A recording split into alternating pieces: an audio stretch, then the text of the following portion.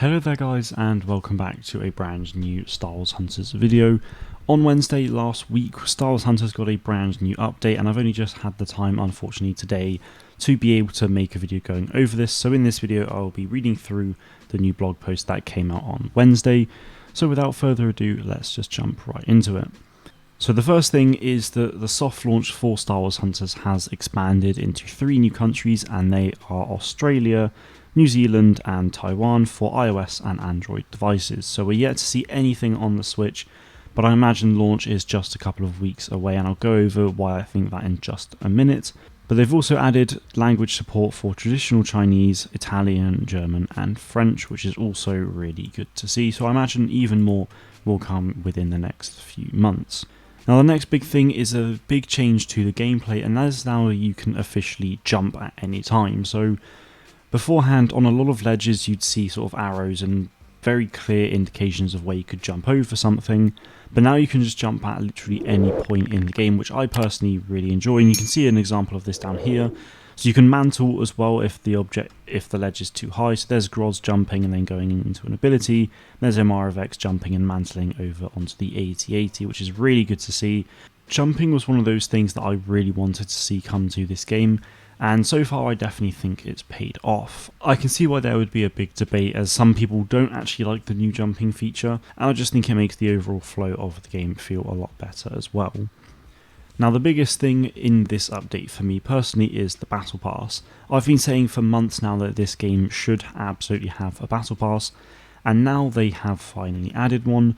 Now it is only a short one that did start today on May 16th, so it's going to last for 2 weeks, and it's only got 15 tiers, so you really don't need to worry about missing out on anything, because yes, there is new cosmetics and stuff, but I think when the game officially launches, which could very well be in 2 weeks time, then you'll probably be able to get this content anyway, as they might relaunch this Battle Pass essentially with even more content.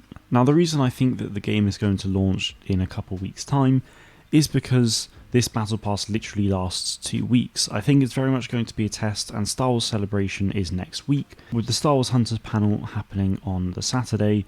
So I think they could very well announce a release date for the game of next week, or within the next few weeks after that. So I think this could very well be the case, but we will just have to wait and see.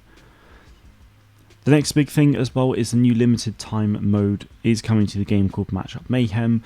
Even though the update was on Wednesday, the game mode still hasn't been activated as of Monday evening. However, I'm sure we will see it fairly soon.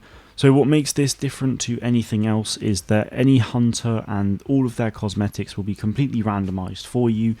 So instead of going into a match of control, for example, and choosing who you want to play as and what skin you have before you go in, then this will just randomly choose it for you. Now I don't know whether this is going to be all 3 game modes and it just randomly goes through that, or whether it's just going to be hut ball or control and whatnot, but I guess we'll find out probably very soon. Here as well you can see a showcase of some of the amazing skins that they have added to the game, and they have added quite a lot, with 4 new intro animations, 70 new costumes, 68 new weapon wraps, 13 new avatars and 4 new victory pose animations, some of which are included here. And I will add some more costumes on screen that I got from the Star Wars Hunters Network media kit, and you can also find that if you join the Hunters Network Discord server, which there will be a link to in the description. Also, with regards to the Battle Pass, I did show that on my Clips channel and not on here, so if you want to have a look at the Battle Pass, then you can have a look at that over on my Clips channel, which there is also a link to in the description.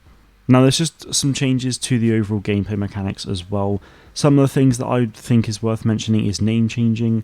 So in a lot of games sometimes you can't ever change your name, or you can change it once every 6 months, which isn't great, but with Hunters you can change it every 7 days, which I think is really good. And then another thing is that you can preview and cancel abilities as well. So like Groz up here, you can preview your ability there and by holding in the button. However, before the update you couldn't cancel that. Now though, there is a red X on screen, which means you can cancel the ability if you are previewing it, which is amazing, as there are several times where I've been in a situation where I've not been able to do that, and it just wastes an ability, which is really annoying.